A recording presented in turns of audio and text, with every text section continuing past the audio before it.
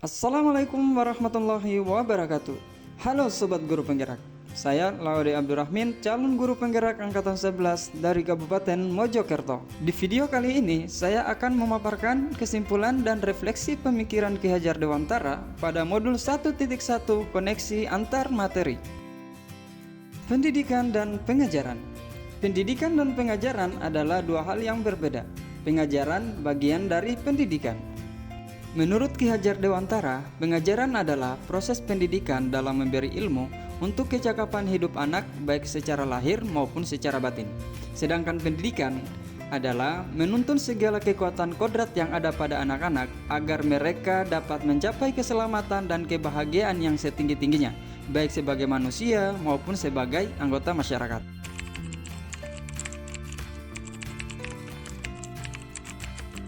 Sebelum saya mempelajari modul 1.1 tentang pemikiran Ki Hajar Dewantara, saya menganggap bahwa pembelajaran di kelas itu hanya sebatas transfer materi saja. Saya berpikiran, ketuntasan materi itu lebih penting daripada memahami karakteristik siswa.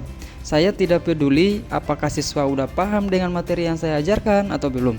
Selain itu, saya menilai siswa hanya dari aspek kognitif saja, misalnya saat saya memberikan tugas atau ulangan harian. Kemudian siswa saya hanya jadikan sebagai objek pembelajaran, sehingga pembelajaran hanya berpusat pada guru atau teacher center. Keberhasilan pembelajaran saya ukur dari hasil evaluasi. Jika hasil evaluasi sudah mencapai KKM, maka pembelajaran saya anggap tuntas.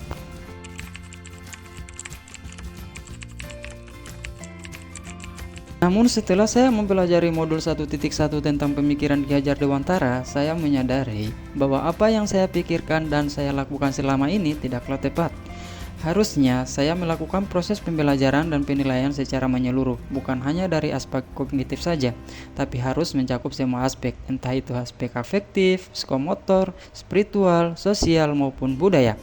Murid bukan sebagai objek pembelajaran, tetapi sebagai subjek pembelajaran, yang artinya pembelajaran yang berpusat pada murid sehingga murid bebas berekspresi, mengemukakan pendapat, berkreasi sesuai dengan metode atau media pembelajaran yang tepat.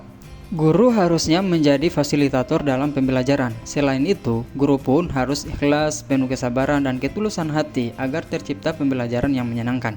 Selain itu, saya harus mempelajari karakteristik murid, karena setiap anak dilahirkan dengan karakteristik masing-masing. Saya harus menghargai perbedaan karakteristik murid dan memberikan kesempatan kepada mereka untuk tumbuh ataupun berkembang sesuai dengan kodratnya. Yang dapat segera saya terapkan dalam pembelajaran di kelas adalah antara lain merancang pembelajaran yang interaktif dan menyenangkan dengan melibatkan anak sebagai subjek pembelajaran sesuai dengan metode student center. Selain itu, saya akan menerapkan pembelajaran abad 21 sesuai dengan pemikiran Ki Hajar Dewantara, yaitu pembelajaran yang bersifat kritis, kreatif, komunikatif, dan kolaborasi dengan berpegang teguh pada konsep pembelajaran yang memerdekakan anak. Pembelajaran tidak lagi menuntut, tapi menuntun. Karena pada dasarnya, tugas guru adalah memberi tuntunan atau arahan yang baik kepada murid. Berusaha menjadi teladan yang baik dalam perbuatan dan perkataan, agar pendidikan yang berpusat pada murid dapat tercipta dengan baik. Baiklah Sobat Guru Penggerak, demikianlah yang dapat saya sampaikan. Semoga video ini bermanfaat dan dapat menginspirasi. Salam Guru Penggerak. Assalamualaikum warahmatullahi wabarakatuh.